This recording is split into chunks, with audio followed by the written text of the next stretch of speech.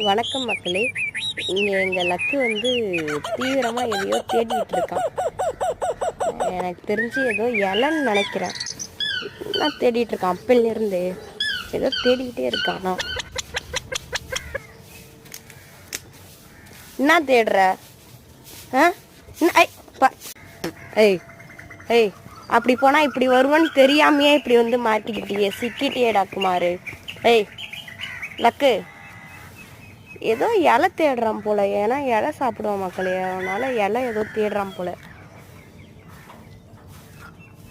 இங்க வா, இலை இங்க இருக்கு பாரு. இங்க வா, இங்க வா.